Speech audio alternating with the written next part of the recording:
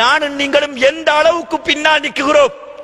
ஜும்மாவுடைய தொழுகையை நீங்கள் எடுத்து பாருங்கள். பள்ளிவாசல்களில் இலங்கை நாட்டில் இருக்கக்கூடிய பள்ளிவாசல்களை பாருங்கள்.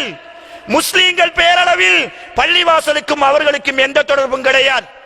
அரசாங்கம் ஜும்மா நாளை விடுமுறை தினமாக நேர காலத்தோடு அறிவித்திருக்கின்றது. ஏன்? பள்ளிவாசலுக்கு வர வேண்டும் என்பதற்காக. நீ பள்ளிவாசலுக்கு போக வேண்டும், வயதுக்கு வந்தனுடைய மகன் பள்ளிவாசலுக்கு வர வேண்டும், மனைவி அவனை 2 பேரையும் நேர காலத்தோடு பள்ளிவாசலுக்கு அனுப்பி வைக்க வேண்டும். ஆனால் என்ன நடக்குகின்றது? எல்லோரும் இமாம் பிம்பரில் ஏறினதுக்கு பின்னால் தான் வந்து நிற்பார்கள். ஒரு சில வயோதிபர்கள், ஒரு சில வாலிபர்கள் வந்தவர்கள் கேட்டுக்கு பின்னால் ஒரு சாரார், இன்னொரு சாரார் போனை கையில வைத்து என்ன செய்கிறார்கள்? அவர்கள் அவர்களுடைய பாட்டிலே இருக்கிறார்கள். இமாம் பிம்பரில் இறங்கிய பொழுது அப்படியே பள்ளிவாசலுக்குள்ளே வாரார்கள்.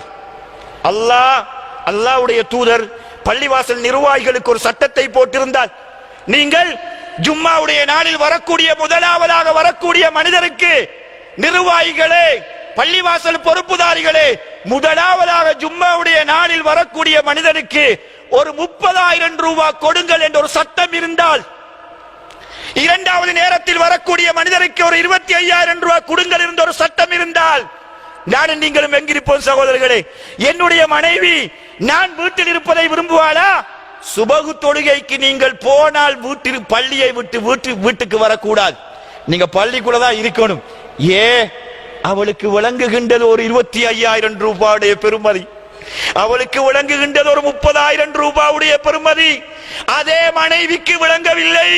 முதலாவது நேரத்தில் வரக்கூடிய என்னுடைய கணவன் ஒரு ஏழை, நாங்கள் ஏழை குடும்பம், உண்பதற்கு வழி இல்லை, உடுப்பதற்கு சரியான ஆடை இல்லை, இருப்பதற்கு ஒழுங்கான வீடு இல்லை.